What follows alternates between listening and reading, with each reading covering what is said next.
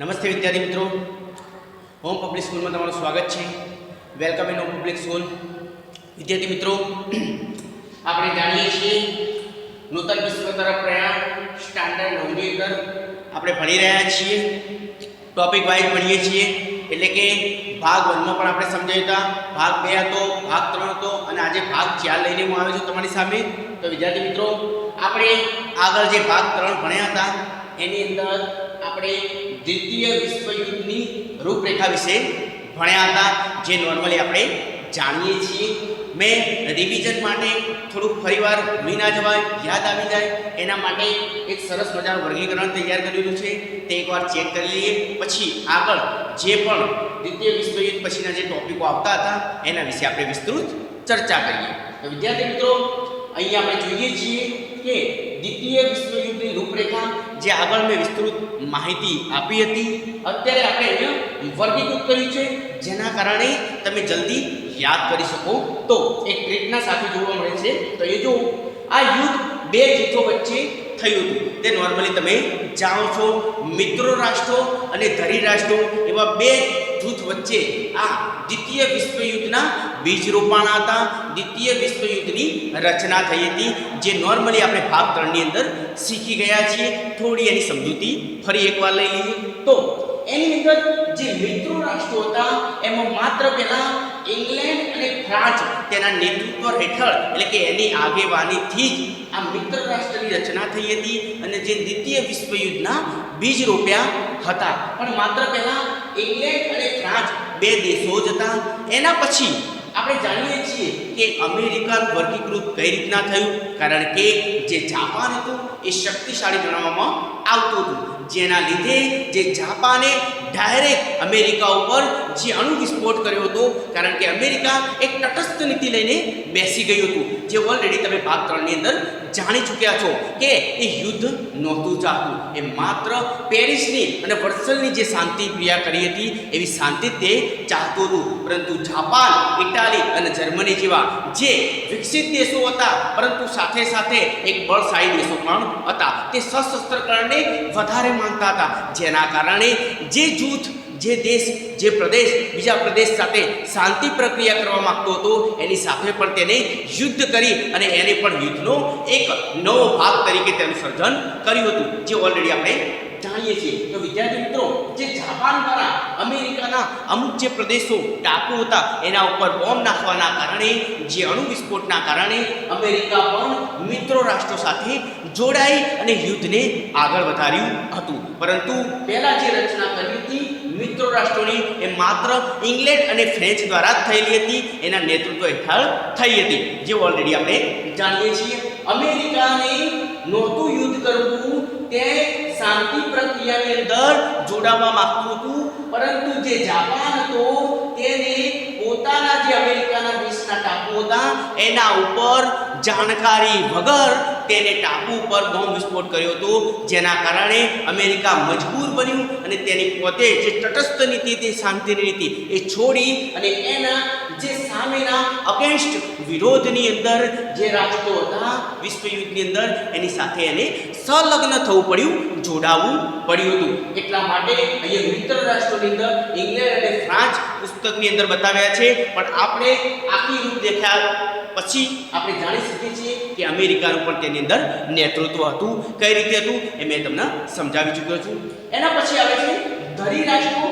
ધરી રાષ્ટ્રોની અંદર જે દેશો સશસ્ત્રકરણને વધારે મહત્વ આપતા હતા, હથિયારને વધારે મહત્વ આપતા હતા અને વેપાર જે ક્ષેત્ર છે, ધંધા રોજગાર છે, તેને ઓછું મહત્વ આપતા હતા. કારણ કે પ્રથમ વિશ્વયુદ્ધની અંદર જે મજબૂત દેશો હતા એમની સાથે જોડાઈ તેમને કોઈ પણ તેમનો મનગમતો પ્રદેશ પ્રાપ્ત નહોતો થયો, તેના કારણે તેમને વિરોધ કર્યો હતો પોતાની લોકશાહી સાથે, દેશની લોકશાહી સાથે, અને દેશના જે પણ દેશો હતા શક્તિશાળી એના વિરોધમાં ઉઠી પોતાના દેશમાં રાષ્ટ્રવાદ નિર્માણ કર્યો હતો, જે આપણે જાણી ચૂકેલા છીએ. એ રાષ્ટ્રવાદના કારણે તે દ્વિતીય વિશ્વયુદ્ધના બીજ રોપ્યા હતા. એ કોણ હતા? ધરી રાષ્ટ્રો છે. એની સાથે જર્મની, ઇટાલી અને જાપાન એવા 3 દેશો જે મજબૂત સશસ્ત્રીકરણ ધરાવતા દેશો હતા, તેમને મિત્રો રાષ્ટ્રો સાથે રહીને સામ સામે વિરોધ કરીને આ દ્વિતીય વિશ્વયુદ્ધ વિશ્વયુદ્ધની રૂપરેખાનું સર્જન કર્યું હતું. દ્વિતીય વિશ્વયુદ્ધની રૂપરેખાનું સર્જનની સાથે સાથે એવા મહત્વના બીજ રોપ્યા હતા, જેના કારણે દુનિયા એક વિનાશ તરફ આગળ વધવાનો એક રાસ્તો એમને ખોલી આપ્યો હતો, જેના વિશે આપણે જાણીએ છીએ. તો વિદ્યાર્થી મિત્રો, અહીંયા મેં એક વર્ગીકૃત આપેલું છે. જો યાદ ના રહે દ્વિતીય વિશ્વયુદ્ધની રૂપરેખા, તો આની સાથે બે જૂથો સામે વિરોધાભાસમાં હતા. મિત્ર રાષ્ટ્રો અને ધરી રાષ્ટ્રો હતા. મિત્ર રાષ્ટ્રોમાં ઇંગ્લેન્ડ, ફ્રાન્સ અને અમેરિકા જેવા દેશો જોવા મળતા હતા. સાથે સાથે ધરી રાષ્ટ્રો હતા. ધરી રાષ્ટ્રોની અંદર જર્મની, ઇટાલી અને જાપાન જેવા દેશો જોવા મળતા હતા, જેના કારણે એક સાથે બીજા દેશ ઉપર તેમણે આક્રમણ કર્યું અને બધી જ તેમની સંપત્તિનો પણ નાશ થયો હતો. તેમના જે વેપાર ધંધાના જે ટાપુઓ હતા એનો પણ આ દ્વિતીય વિશ્વયુદ્ધની અંદર નાશ થયો હતો. એટલે કે આર્થિક રાજકીય રીતે તે પડી ભાગ્યા હતા. પરંતુ છેલ્લે 11 ઓગસ્ટ 1945ના રોજ દ્વિતીય વિશ્વયુદ્ધનો અંત આવ્યો હતો. દ્વિતીય મહાવિશ્વયુદ્ધનો અંત આવ્યો હતો.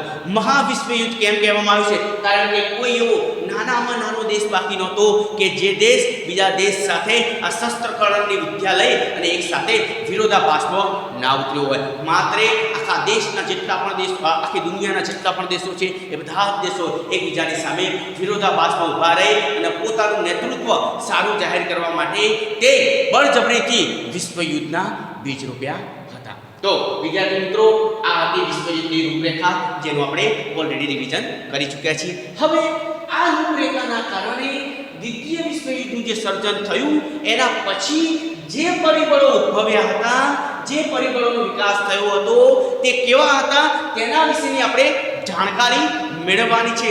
તેનું પરિણામ શું આવ્યું હતું, તેનું રિઝલ્ટ શું આવ્યું હતું અને કેવા લોકો હેરાન થયા હતા અને કેવી કેવી લોકશાહીની રચના થઈ હતી, કેવા રાજકારણની રચના થઈ હતી, આર્થિક સ્થિતિ શું હતી, એ તમામ બાબતો અહીંયા મેં બોર્ડ ઉપર આલેખન કરેલી છે. તેની વિસ્તૃત માહિતી આપણે મેળવી લઈએ. ચલો તો વિદ્યાર્થી મિત્રો, જે દ્વિતીય વિશ્વયુદ્ધ થયું એટલે કે મિત્ર રાષ્ટ્રો અને ધરી રાષ્ટ્રો વચ્ચે બંને સામસામે વિરોધ કરી અને જે વિશ્વયુદ્ધની રચના થઈ હતી એના પછી દ્વિતીય વિશ્વયુદ્ધના પરિણામોનું સર્જન થયું. કારણ કે આ જે હતું એ એમની પરીક્ષા હતી અને પરીક્ષા પછી તો ભાઈ રિઝલ્ટ આવે છે, નેગેટિવ હોય કે પોઝિટિવ. તો આ એમનું રિઝલ્ટ બતાવ્યું છે, જે દુનિયાભરની અંદર સમાન રિઝલ્ટ જોવા મળ્યું હતું. કઈ રીતે? તો તેની જાણકારી અત્યારે મેળવી લઈએ છીએ. તો વિદ્યાર્થી મિત્રો, વિશ્વયુદ્ધની રૂપરેખાનું સર્જન થયું, એનો ઉદ્ભવ થયો, એના પછી વિશ્વયુદ્ધનો અંત આવ્યો. 11 ઓગસ્ટ 1945ના રોજ મહાવિશ્વયુદ્ધનો અંત આવ્યો. તેની સાથે સાથે નવા પરિણામોનો જન્મ થયો. કેવું? તો પહેલું પરિણામ છે આર્થિક પરિણામો.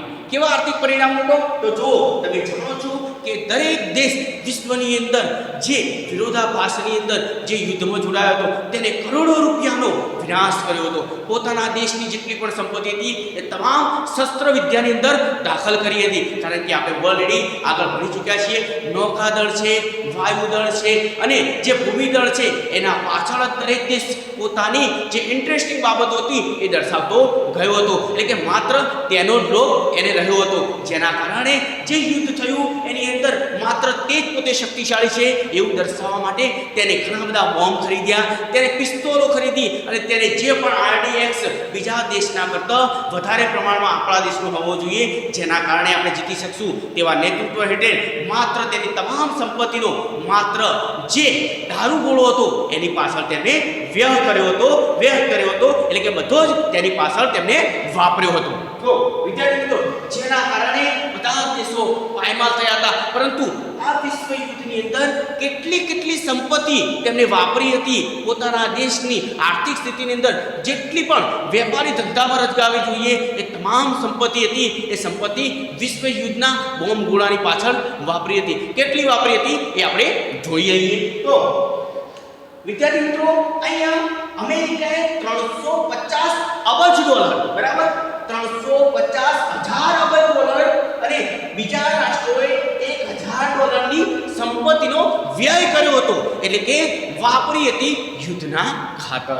તો એવું નહીં કે માત્ર અમેરિકાએ સૌથી વધારે સંપત્તિ વાપરી હતી, કારણ કે અત્યારે નહીં, પહેલા પણ અમેરિકા દેશોની અંદર સશસ્ત્રીકરણ અને મહત્વનું શક્તિશાળી પાસું તરીકે જો પ્રદેશ ગણવામાં આવતો હોય તો એ અમેરિકા, ફ્રાન્સ, બ્રિટેન સાથે અમેરિકાને મહત્વનું પરિણામ ગણવામાં આવે છે. તો વિદ્યાર્થી મિત્રો, અમેરિકાએ 350,000 અબજ ડોલરનો ખર્ચ કર્યો હતો. બીજા જે રાષ્ટ્રો છે જે અનામી છે, જેના નામ બહાર પડ્યા નથી, આ માત્ર જે મહત્વના રાષ્ટ્રો હતા એના નામ બહાર પડ્યા છે, કારણ કે પડદા પાછળ પણ બીજા ઘણા અનામી રાષ્ટ્રોએ વિશ્વ યુદ્ધની રૂપરેખાને છેડી હતી, જેની વિસ્તૃત માહિતી આપણે નથી જાણતા, પરંતુ એની ડીપમાં જઈશું તો ઘણા બધા નામ જોવા મળશે. પરંતુ આપણે અહીંયા પુસ્તકની બાબતો વિશે જાણીએ છીએ, એટલે કે જેટલા પણ દેશો આપ્યા છે એના વિશે આપણે માહિતી મેળવવાની છે. તો બીજા જે પણ અનામી રાષ્ટ્રો હતા, એટલે કે જેના નામ જાહેર કરવામાં નથી આવ્યા, એ રાષ્ટ્રોએ $1,000 વ્યય કર્યો હતો, એટલે કે વાપર્યા હતા. શામાં ભાઈ? આ વિશ્વ યુદ્ધની અંદર પોતાના દેશનું સારું પાસું બતાવવા માટે બોમ્બરો અને જે પણ મોટી બંદૂકો છે અને જે હથિયારો હતા એની પાછળ તેને વ્યય કર્યો હતો. સાથે સાથે ઇંગ્લેન્ડે $2,000 ખર્ચ કર્યો હતો. જો ભાઈ યાદ રાખો, અમેરિકાએ 350,000 અબજ ડોલરનો ખર્ચ કર્યો હતો, એટલે કે સૌથી વધારે જો આ પરિબળ મહત્વનું ભાગ ભજવે છે, જેના કારણે મહાસત્તા ગણવામાં આવે છે. પહેલા પણ એ આર્થિક સ્થિતિથી મજબૂત હતો અને અત્યારે પણ મજબૂત જોવા મળે છે, જે આપણે નોર્મલી જાણીએ છીએ. કારણ કે અહીંયા જોવા મળે છે કે જીવન જરૂરિયાતની વસ્તુઓની અછત થઈ હતી. આટલા કરોડો રૂપિયા જે વિશ્વ યુદ્ધની પાછળ વાપર્યા હતા, પોતાના દેશનું સારું નેતૃત્વ દેખાવા માટે તેમને વાપર્યા હતા. આપણા દેશ પર બીજા દેશ ચડાઈ કરી અને આપણો પ્રદેશ હડપીએ ના લે, જેના કારણે આપણા દેશની અંદર તમામ તોપો ગોળા હોવા જોઈએ, મજબૂત સશસ્ત્રો હોવા જોઈએ, જેના કારણે આપણી હાર ના થાય, એવા વિચારથી તેમને આ કરોડો રૂપિયાનું વ્યય કરવામાં આવ્યો હતો. પરંતુ વિશ્વ યુદ્ધ પતી ગયા પછી સ્થિતિ શું જાળશે એ કોઈ દેશ જાણતું નહોતું. તો એ સ્થિતિ કઈ બની હતી એ અહીંયા આપણે જોઈ શકીએ છીએ. જીવન જરૂરિયાત વસ્તુઓની અછત થઈ હતી, કારણ કે બધા દેશને શું લાગતું હતું ભાઈ વિદ્યાર્થી મિત્રો? બધા દેશને એવું લાગતું હતું કે વિશ્વ યુદ્ધ થઈ ગયું પછી આપણે રાજા બની ગયા, પણ પોતાના દેશની રાજકીય સત્તા ચલાવવા માટે, પોતાના દેશની આર્થિક સ્થિતિ ચલાવવા માટે, પોતાના દેશના જે યુવાનો છે રોજગારી મેળવવા માટે અને જે ખાણીપીણીની વસ્તુઓ અને જે જીવન જરૂરિયાતની વસ્તુઓ છે એ પણ એટલી જ જરૂરી હતી, તે તેઓ જાણતા નહોતા. તેના વિશે તેઓ વિશ્વ યુદ્ધની જ્યારે રૂપરેખા સર્જાણી ત્યારે અજ્ઞાત હતા, એટલે કે જાણકારી નહોતી. જ્યારે વિશ્વ યુદ્ધની રચના પતી ગઈ, એટલે કે વિશ્વ યુદ્ધનો અંત આવ્યો, ત્યારે તેમને જાણકારી મળી કે ઓહો, આ કેટલો અંત થઈ ગયો છે, આપણા કેટલા રૂપિયા વપરાઈ ગયા છે. એટલે કે જ્યારે એમને જીવન જરૂરિયાતની વસ્તુઓની જરૂર પડી ત્યારે પોતપોતાના દેશની અંદર અછત પ્રાપ્ત થઈ, કારણ કે જે મોટી ઇન્ડસ્ટ્રીઓ ચાલતી હતી, કંપનીઓ ચાલતી હતી, એ તમામ કંપનીઓ, ઇન્ડસ્ટ્રીઓ અને વેપાર ધંધાને વેચી અને એમાંથી શસ્ત્રો ખરીદવામાં આવ્યા હતા, કારણ કે તેમને તો દેખાવ કરવા માટે માત્ર નૌકાદળ, હવાઈ દળ અને જે જમીન માટેનો જે દળ હતો, એટલે કે સીમાઓની રક્ષા કરવા માટે જે સૈનિકોને જે પુરસ્કાર, જે ધંધા રોજગાર માટેના જે માલ સામાન હતા એ તમામ વેચી નૌકાદળ, હવાઈ દળ બરાબર અને ભૂમિદળને મજબૂત કરવા હતા. પરંતુ પાછળથી શું એનો વિનાશ થશે એ જાણતા નહોતા, જેના કારણે અમેરિકાએ જે શસ્ત્રોની અંદર પૈસા નાખ્યા, બીજા રાષ્ટ્રોએ પણ શસ્ત્રોની અંદર પૈસા નાખ્યા, બીજા ઇંગ્લેન્ડ અને જર્મની જેવા પણ દેશોએ ઘણા બધા પૈસાનો વ્યય કર્યો હતો. તમે વિદ્યાર્થી મિત્રો જાણશો કે સાહેબ જર્મનીનો હિટલર તો આટલો સશક્તિકરણ હતો, એનું નામ કેમ નથી લેવામાં આવતું? તો જર્મનીનો તો કોઈ ફોટો જ નથી, એટલે કે કોઈ વિસ્તૃત માહિતી જ નથી મળતી કે એને કેટલા કરોડો રૂપિયા વાપર્યા હતા. તેના દેશની તમામ સંપત્તિનો વ્યય તેને આ વિશ્વ યુદ્ધની અંદર કર્યો હતો, માત્ર એનો આંકડો જરાય પણ નથી બતાવવામાં આવ્યો. એટલા અબજો રૂપિયા તેને આ વિશ્વ યુદ્ધની પાછળ વાપર્યા હતા. તો જીવન જરૂરિયાત વસ્તુઓની પછી અછત ઊભી થઈ અને પાછળથી ખબર પડી કે ભાઈ આપણે કેટલું ખરાબ વલણથી વિશ્વ યુદ્ધ કર્યું છે. આપણા દેશની અંદર જે જીવન જરૂરિયાતની વસ્તુઓ હોવી જોઈએ એ વસ્તુઓ અલ્પ અલ્પ એટલે કે થોડી નાની કણની અંદર પણ આપણે રાખી નથી. તમામ ખાણીપીણીની વસ્તુઓ હોવી જોઈએ, ધંધા રોજગારની વસ્તુઓ હોવી જોઈએ, ઇન્ડસ્ટ્રી માટે જે જીવન જરૂરિયાતની વસ્તુઓ પેદા કરે છે એ તમામ આપણે નાશ કરી ચૂક્યા છીએ અને માત્ર આપણે શસ્ત્રો જ વસાવ્યા છે અને યુદ્ધમાં એનો વપરાશ થઈ ગયો છે. હવે તો આપણી જોડે જે આર્થિક સ્થિતિ મજબૂત કરવા માટે જે પૈસો હોવો જોઈએ એ પણ રહ્યો નથી. તો ઉત્પાદન ઘટ્યું, ફુગાવો વધ્યો, રોજીરોટીમાં મુશ્કેલી પડવા લાગી. શાના કારણે ભાઈ? આ યુદ્ધની અંદર તમામ સંપત્તિનો વ્યય થઈ ગયો હતો. એક દેશનો નહીં, બધા જ દેશોના પોતપોતાના દેશો શસ્ત્રો ખરીદવા માટે તેમને પોતાના જે ઘરની પણ વસ્તુ હતી એ પણ વેચી અને શસ્ત્રો લાવ્યા હતા અને યુદ્ધની અંદર ઝંપલાવ્યું હતું, જેના કારણે પોતાની જે સ્થિતિ હતી એ તમામ દેશોની નબળી થઈ ગઈ હતી. આર્થિક સ્થિતિ ભાઈ ડાઉન થઈ ગઈ હતી. ઉત્પાદન ઘટ્યું હતું કારણ કે ઇન્ડસ્ટ્રી જેવા જે એરિયા હતા, વેપારી મથકો હતા, બંદરો હતા, એ તમામો નાશ પામ્યા હતા. એટલે કે નવું જે નિર્માણ થવું જોઈએ એવી કોઈ વસ્તુનું નિર્માણ નહોતું થયું. સાથે સાથે ફુગાવો વધ્યો હતો. એટલે કે જે પણ ઘણી મોટી થોડીક પણ વસ્તુઓ છે તેને ખરીદવા માટે લોકોની લાઈનો લાગી હતી અને તેની પર કિંમત ફુગાવા ગુણક વધી ગઈ હતી. સાથે સાથે રોજીરોટીમાં મુશ્કેલી પડવા લાગી હતી. ખાવાના પણ ફોફા પડવા લાગ્યા હતા. એવા દેશોની ભાઈ નેતૃત્વની જે અસર બતાવી હતી. કયા નેતૃત્વની અસર? તો વિશ્વ યુદ્ધના જે નેતૃત્વમાં ભાગ લીધો હતો તેની અસર અહીંયા દર્શાવવામાં આવે છે. કઈ? તો આર્થિક પરિણામોમાં. બરાબર, જે 65% લેકે ખાણીપીણીની સાથે જે જીવન જરૂરિયાતની તમામ વસ્તુઓનો નાશ થઈ ચૂક્યો હતો. માત્ર રહ્યું હતું શું હતું? એમનું નેતૃત્વ રહ્યું હતું, તેમની રાજાશાહીનું વલણ રહ્યું હતું અને માત્ર જે શસ્ત્રો હતા એનો વિપુલ પ્રમાણની અંદર તેનો જથ્થો વધ્યો હતો. ખાણીપીણી માટે કંઈ જ નહોતું વધ્યું. તો જીવન અસ્તવ્યસ્ત થઈ ગયું હતું કે જે જીવન ધોરણ ચાલવું જોઈએ એ જીવન ધોરણની ગાડી પાટા ઉપરથી ઉતરી ગઈ હતી. કારણ કે ખાવા માટે ચીજ વસ્તુઓ જોઈએ, અનાજ જોઈએ, પહેરવા માટે કપડાં જોઈએ, જે તે ઘરની અંદર જે વસ્તુઓ વસાવી જોઈએ એનો પણ વધારે પ્રમાણે જેનો જથ્થો હોવો જોઈએ, પણ એવો કોઈ જથ્થો ના જોવા મળ્યો. માત્ર જોવા મળ્યો તો દેશની અંદર ક્યાંય ખાડા જોવા મળ્યા. દેશની અંદર જ્યાં પણ બોમ્બ વિસ્ફોટ થયો હતો તે પ્રદેશ નાશ પામતો જોવા મળ્યો અને માત્ર જ્યાં જોવો ત્યાં દારૂગોળા જોવા મળ્યા હતા. કોઈ પણ જીવન જરૂરિયાતની વસ્તુઓ ના મળી, એટલે કે તમામ વસ્તુઓની અછત ઊભી થઈ હતી. જેથી રાજકારણ અને અર્થકારણમાં એટલે કે યુગ પ્રવર્તન ફેરફારો થયા હતા. એટલે શું થયું હતું? તો વિદ્યાર્થી મિત્રો, અબજો કરોડો હજારો કરોડોમાં તેમને પૈસાનો વ્યય કર્યો હતો આ યુદ્ધની અંદર ભાગ લેવા માટે. તો જીવન જરૂરિયાતની કોઈ પણ વસ્તુઓની અછત થઈ હતી. ઉત્પાદન ઘટ્યું હતું કારણ કે નવું જે નિર્માણ થવું જોઈએ એ નિર્માણની ચીજ વસ્તુઓ ઘટી ગઈ હતી. નવું નિર્માણ નહોતું થતું કારણ કે તમે જાણો છો યુદ્ધ 10 દિવસ પણ ચાલે છે, 20 દિવસ પણ ચાલે છે, અને મહિના સુધી પણ ચાલતા રહેતા હોય છે. જેના કારણે આપણા દેશની અંદર જે વેપાર ધંધા હોય છે તે એ સમયથી તે સ્ટોપ થઈ જાય છે, બંધ થઈ જાય છે, આગળ વધી શકતા નથી. જેના કારણે યુદ્ધ જ્યારે પર્યાપ્ત સમયે તેનો અંત આવે છે ત્યારે જે વસ્તુઓની આપણે જરૂર હોય છે જીવન જરૂરિયાતની એ વસ્તુઓ આપણે શોધે પણ મળતી નથી. તો જીવન અસ્તવ્યસ્ત થઈ ગયું અને જેથી રાજકારણ અને અર્થકારણમાં યુગ પ્રવર્તન ફેરફાર થયા. બધા જ વિશ્વના દેશો ભેગા થયા અને દેશને પોતપોતાની સાથે મિત્રભર્યું વલણ કર્યું અને તેમને નવા નિર્માણની રચના કરી કે આ જે યુદ્ધ કર્યું એ તો વિનાશ તરફ દોરી ગયું હતું. હવે આપણા દેશને આગળ લાવવા માટે એક નવું રાજકાર્ય કારણ બનાવવું પડશે. એટલે કે નવા દેશની લોકશાહીનું નિર્માણ કરવું પડશે, સામ્યવાદી સરકારનું નિર્માણ કરવું પડશે અને એક નવા રાજકારણનું નિર્માણ કરવું પડશે. કારણ કે આપણા દેશના લોકો જે ભૂખથી તરસથી જે મરી જાય છે, જીવન જરૂરિયાતની અછતના કારણે જે મૃત્યુ પામે છે, એને આપણે રોકટોક રાખવી પડશે. એના માટે એક નવા કારણનો જન્મ થયો. સાથે સાથે અર્થકારણનો પણ નવો જન્મ થયો. જે પણ આપણે જૂની વાતો અને વિચારોને લઈને બેઠા હતા, જે આપણું અર્થકરણ, જે આર્થિક રીતે આપણે નબળા પડી ગયા હતા, એને હવે યુદ્ધને બંધ કરો અને એક નવું નિર્માણ કરો.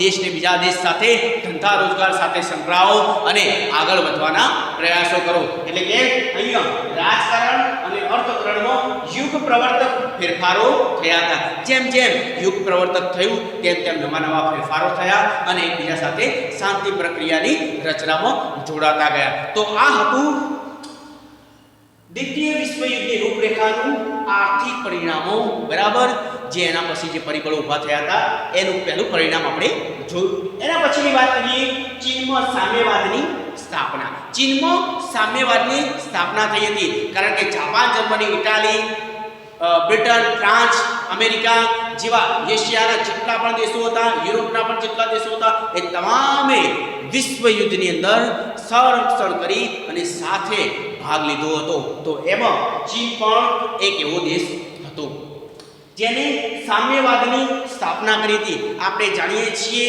કે એક લોકશાહી અને સામ્યવાદની આમ બે સરકારનું જૂથ દરેક દેશની અંદર જોડાયેલો હોય છે.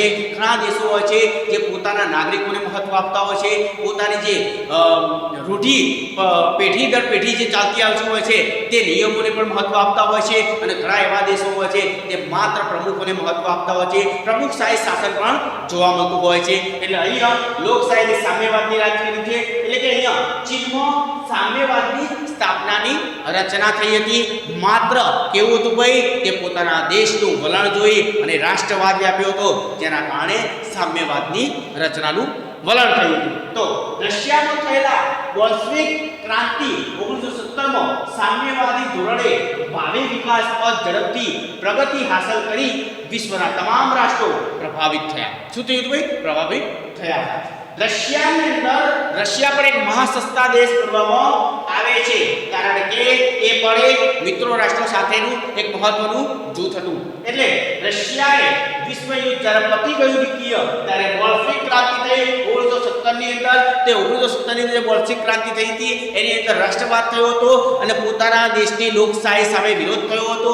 અને જે પણ પરિબળોથી આર્થિક સ્થિતિ નબળી થઈ છે, રાજકીય ક્ષેત્રે જે નવા નવા મુદ્દાઓના વલણો ઊભા થયા છે તે કેવા હતા ભાઈ? નેગેટિવ હતા, એટલે કે નકારાત્મક વલણ આપતા હતા. ત્યારે દેશના લોકોએ ભેગા થઈ ત્યારે હકારાત્મકમાં પરિવર્તન કર્યા હતા. એ હતી બોલ્શેવિક ક્રાંતિ, જેની રચનાથી સામ્યવાદી ધોરણે ભાવિ વિકાસ થયો હતો, એટલે ભવિષ્યનો વિકાસ થયો હતો. ત્યારે ભાઈ દ્વિતીય વિશ્વ યુદ્ધ પતી ગયું, તેના લીધે આ બોલ્શેવિક ક્રાંતિનું અનુકરણ કરી તેના વિશેની માહિતી મેળવી અને ભાવિ વિકાસ એટલે કે ફ્યુચર, ભવિષ્યના પથ રસ્તા ઉપર ઝડપથી પ્રગતિ હાંસલ કરી વિશ્વના તમામ રાષ્ટ્રો પ્રભાવિત થયા. ચીન હતું તેને રશિયાના વિશેની જાણકારી મેળવી, તેમાં બોલ્શેવિક ક્રાંતિ શું હતી તેના વિશેની વિસ્તૃત માહિતી મેળવી અને પોતાના દેશમાં પણ તેના વલણોથી પોતાના દેશને નવા વિકાસ તરફ આગળ લઈ ગયો હતો.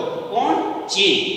અને ચીનને જોઈ અને બીજા અન્ય પણ અધર જે રાષ્ટ્રો હતા એ રાષ્ટ્રો પણ તેનાથી પ્રભાવિત થયા હતા અને પોતાના દેશને જે દ્વિતીય વિશ્વ યુદ્ધની અંદર આર્થિક સ્થિતિ અને રાજકીય ક્ષેત્રે જે નાશ પામી હતી એ સ્થિતિને મજબૂત બનાવવાના પ્રયાસો કર્યા હતા. એટલે એ કહેવામાં આવે છે કે બીજા દેશો પણ પ્રભાવિત થયા હતા.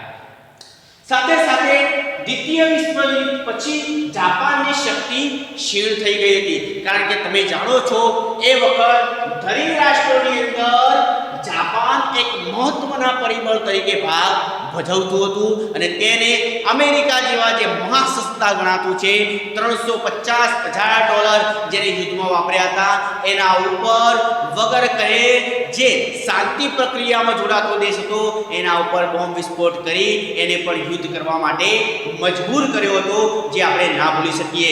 તો એ જાપાન પર એક મહત્વનું પાસું ગણાય છે.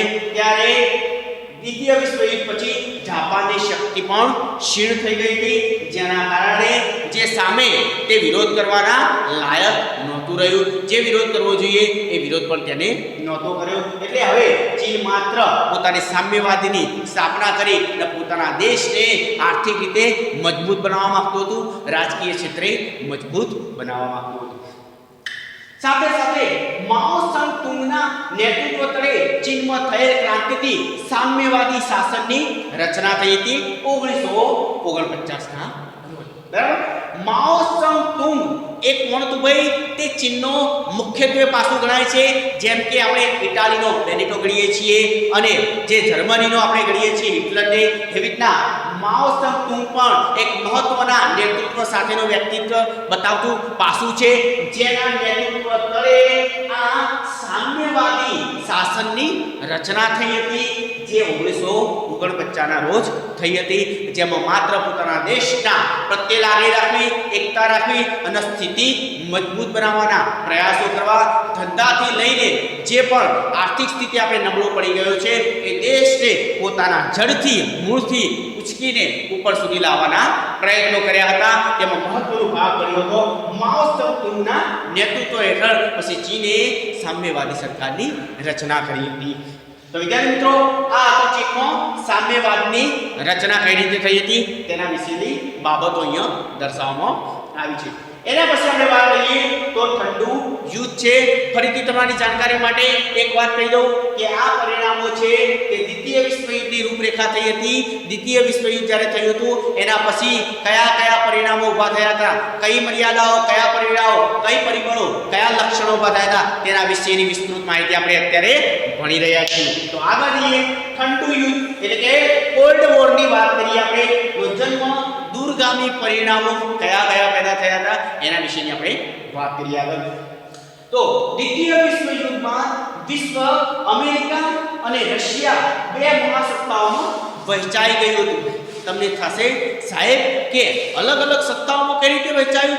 એ તો ભાઈ મિત્રો રાષ્ટ્રોની અંદર એક મિત્ર નહોતું. હા, મિત્રો રાષ્ટ્રોની અંદર જ્યારે વિશ્વયુદ્ધ થયું હતું એટલે કે જ્યારે થવાની તૈયારી હતી ત્યારે જાપાને જ્યારે અમેરિકા પર બોમ્બ વિસ્ફોટ કર્યો હતો ત્યારે તે મિત્રો રાષ્ટ્રોની સાથે રહ્યું હતું. ત્યારે એ બંને મિત્રો રાષ્ટ્રો હતા. પરંતુ સમય જતાની સાથે ભાવ બદલાય છે, વ્યવહાર બદલાય છે, તેમ દેશની જે પ્રાદેશિક બાબતો હતી તેનામાં પણ બદલાવ આવ્યો હતો.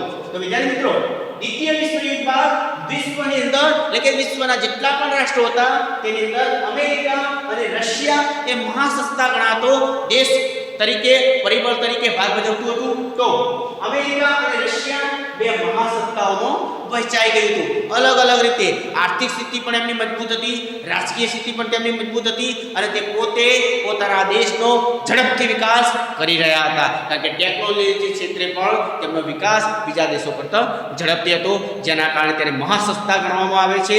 અને સાથે સાથે જે યુદ્ધની અંદર શસ્ત્રીકરણ વાપરવામાં આવતું હતું, શસ્ત્રો વાપરવામાં આવતા હતા, તે શસ્ત્રો પણ બીજા દેશ કરતાં એક મુખ્યત્વે પાસું ધરાવતા શસ્ત્રો જોવા મળતા હતા. તો બંને દેશોની અલગ અલગ સત્તામાં વહેંચાઈ ગયા હતા. યુદ્ધ વખતે સાથે હતા, યુદ્ધ પતી ગયું એના પછી તે અલગ અલગ વહેંચાઈ ગયા હતા.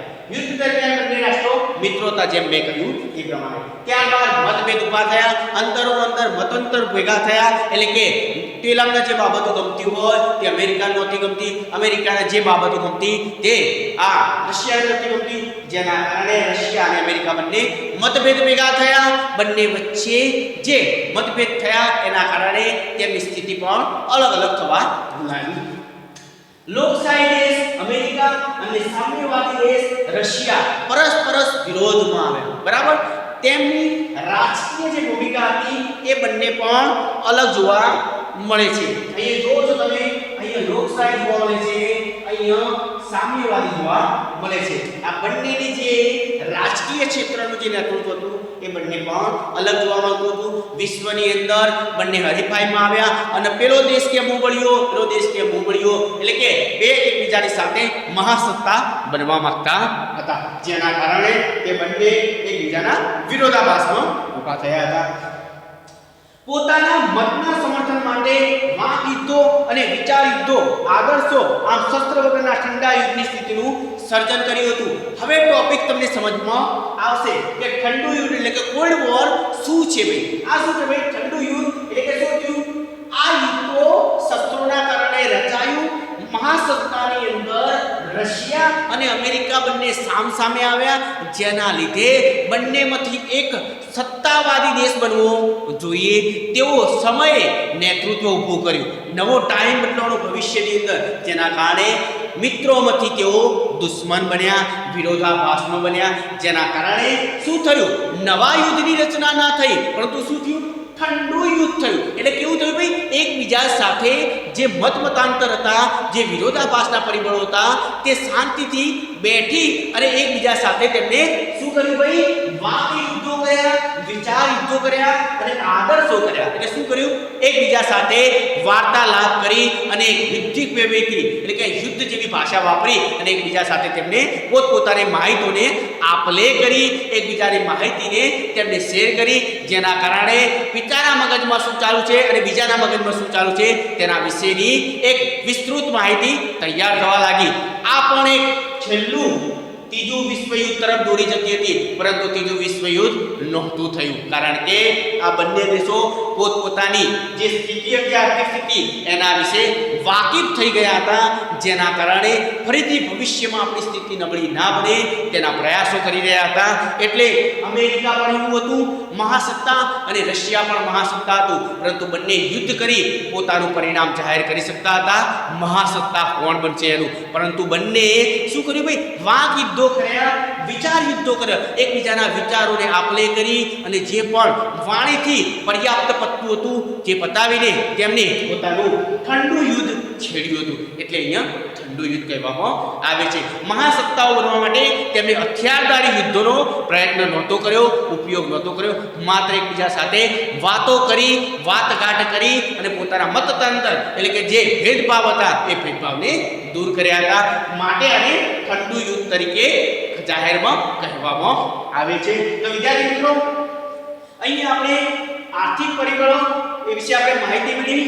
જે દ્વિતીય વિશ્વયુદ્ધની રૂપરેખા પછી જે નવા નવા અનુભવો થયા, જે નવા નવા પરિણામો જન્મ્યા, એના વિશેની આપણે માહિતી મેળવી. જેમાં હતા આર્થિક પરિણામો, ચીનમાં સામ્યવાદની સ્થાપના અને લાસ્ટમાં ઠંડુ યુદ્ધ હતું. જે ઠંડુ યુદ્ધ થયું જેના કારણે ત્રીજું વિશ્વયુદ્ધ ના થયું. ત્રીજા વિશ્વયુદ્ધના બીજ રોપવાના હતા, પરંતુ અમેરિકા અને રશિયાએ માત્ર એકબીજા સાથે વાતચીત કરાવી અને પોતાનું અમલીકરણની જે સ્થિતિ હતી એ મજબૂત બનાવીને એકબીજા સાથેથી વિખૂટા પડ્યા, જેના કારણે ત્રીજું વિશ્વયુદ્ધ ના બની શક્યું. તો વિદ્યાર્થી મિત્રો, આજે મુક્ત વિશ્વ તરફ પ્રયાણની અંદર આપણે રૂપરેખાથી માંડી જે આગળની જે બાબતો હતું એનું પર રિવિઝન કર્યું, સાથે સાથે એના પછીના જે યુદ્ધ થયું પછી કઈ કઈ બાબતોએ જન્મ લીધો, કયા કયા પરિણામો આવ્યા, એના વિશે પણ આપણે વિસ્તૃત માહિતી મેળવી. આગળ આપણે એક નવા ટોપિક સાથે મળીશું, બરાબર, જેના વિશેની પણ આપણે માહિતી મેળવીશું. Okay, thank you very much.